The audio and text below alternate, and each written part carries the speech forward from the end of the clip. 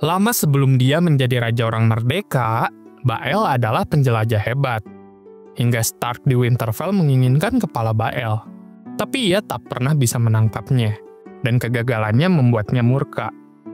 Suatu hari, saking getirnya, dia menyebut Bael pengecut yang hanya mengincar orang-orang lemah saja. Ketika kabar itu sampai, Bael bersumpah akan memberi pelajaran pada Lord itu. Jadi dia mulai memanjat tembok, meloloskan diri ke Kingsroot, dan memasuki Winterfell pada suatu malam musim dingin sambil membawa harpa. Lalu Bael menyebut dirinya sebagai Sigerik dari Skagos. Sigerik sendiri artinya penipu dalam bahasa kuno, sebuah bahasa yang dipakai oleh bangsa First Men, dan malah masih digunakan oleh raksasa. Mau di utara ataupun selatan, penyanyi selalu disambut. Maka Bael kemudian makan di meja Lord Stark, dan bermain untuk sang Lord sampai separuh malam berlalu. Lagu-lagu lama dimainkannya, dan lagu-lagu baru diciptakannya sendiri. Dia bermain musik dan bernyanyi begitu merdu, sehingga setelah selesai, sang Lord menawarkan agar dia menyebutkan imbalan yang diinginkan. Yang kuminta hanyalah bunga terindah yang merekah di Taman Winterfell, jawab Bael. Nah, kebetulan mawar musim dingin baru saja mekar, dan tak ada bunga yang lebih langka atau berharga dibanding itu. Maka Lord Stark mengutus orang ke rumah kaca dan memerintahkan agar mawar musim dingin terindah dipetik, sebagai imbalan untuk sang penyanyi. Jadi permintaannya dituruti. Tapi begitu pagi tiba, penyanyi itu menghilang. Begitu juga putri Lord Brandon. Mereka menemukan ranjangnya kosong. Hanya ada mawar biru pucat yang ditinggalkan Bael di tempat kepala gadis itu sebelumnya berbaring. Lord Brandon tak punya anak lain. Atas perintahnya, ratusan gagak-gagak hitam terbang dari kastil. Tapi mereka tetap tak bisa menemukan jejak Bael atau gadis ini dimanapun. Hampir sepanjang tahun mereka mencari, sampai sang Lord patah hati dan jatuh sakit. Dan sepertinya garis keturunan Stark akan berakhir.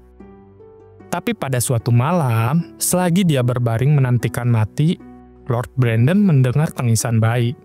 Dia mengikuti suara itu dan menemukan putrinya kembali di kamar tidur, terlelap dengan bayi di dadanya. Bael mengembalikannya, ucap Lord Stark. Tapi ternyata tidak. Selama ini mereka tetap di Winterfell, bersembunyi bersama orang-orang mati di bawah kastil Winterfell. Gadis itu sangat mencintai Bael, sehingga mengandung putranya. Bael meninggalkan anaknya sebagai imbalan mawar yang dipetiknya tanpa izin, dan bahwa bocah laki-laki itu tumbuh besar sebagai Lord Stark berikutnya.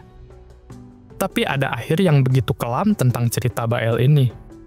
30 tahun kemudian, saat Bael sudah menjadi King Beyond the Wall dan memimpin orang merdeka selatan, Lord Stark mudalah yang menghadapinya di arungan beku, dan Lord Stark muda membunuhnya, karena Bael tak mau menyakiti putranya sendiri sewaktu mereka beradu pedang.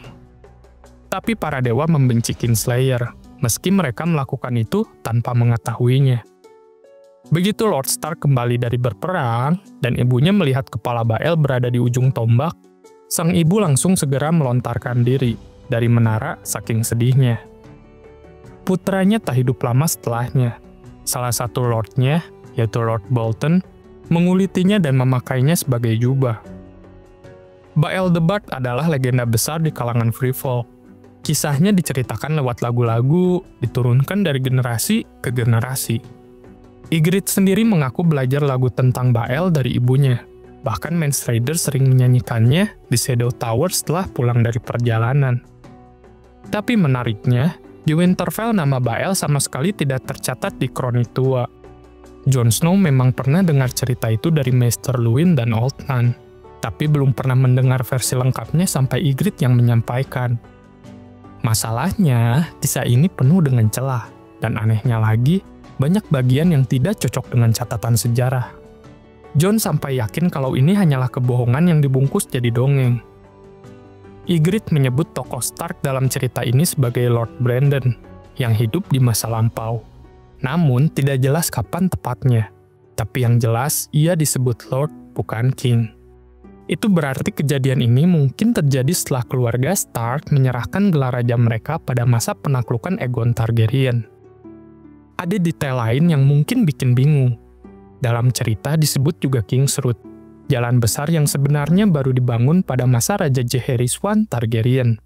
Jadi seolah-olah kisah Bael baru terjadi setelah itu. Namun di bagian lain diceritakan anak Bael dibunuh oleh seorang lord yang kemudian mengenakan kulitnya. Itu langsung mengingatkan pada kebiasaan kejam House Bolton yang suka menguliti musuh. Padahal menurut catatan, praktik menguliti dan memakai kulit musuh itu sudah ditinggalkan ribuan tahun lalu. Akhirnya, cerita Bael jadi semacam teka-teki antara dongeng rakyat, potongan sejarah, dan mungkin bumbu yang mungkin ditambahkan agar terdengar lebih heroik dan tragis. Apakah Bael benar-benar ada atau hanya legenda? Tidak ada yang tahu pasti. Tapi satu hal yang jelas, namanya terus hidup dalam nyanyian Freefall. Lebih kuat dari sekedar catatan sejarah di dalam buku tua Winterfell.